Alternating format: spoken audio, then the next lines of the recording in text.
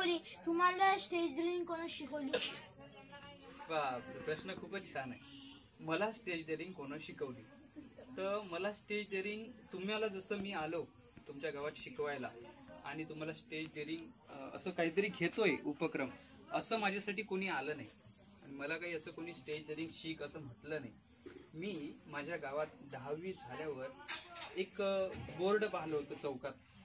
ते बोर्ड होतं शिवव्याख्यान म्हणून आणि त्यावेळेस 19 फेब्रुवारी होती, 2014 साल होतं आणि शिवव्याख्यान म्हणून ते व्याख्यान आमच्या एका दर्यापुरातल्या एका सभागृहात होतं. मी त्या दिवशी गेलो होते ऐकायला. तर तिथं अमोल मिटकरी नावाचे एक शिवव्याख्याते आले होते.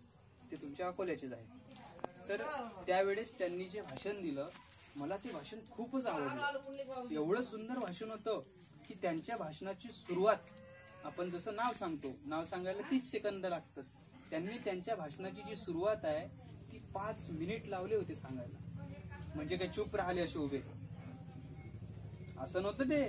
त्यांनी एवढी छान सुरुवात सांगितली. जसं मला एक सुरुवात आवडते ते मी तुम्हाला सांगून बघतो की माझ्या समोर बसलेल्या तमाम मराठी बंधू भगिनींनो, ज्या बहुजनांनी, महापुरुषांनी आपल्या अधिकारासाठी, आपल्या स्वातंत्र्यासाठी आपल्या हाडाची काडं, रक्ताची पाणी आणि जीवाचं रान केलं, त्या सर्व महापुरुषांना वंदन करतो आणि माझ्या 2 शब्दांना सुरुवात करतो. आता माझी ही सुरुवात केवढीशी आहे, अगदी 1 मिनिटापर्यंत किंवा 30 सेकंदापर्यंत, पण याच्याच सारखी त्यांची 5 मिनिटापर्यंत सुरुवात होती.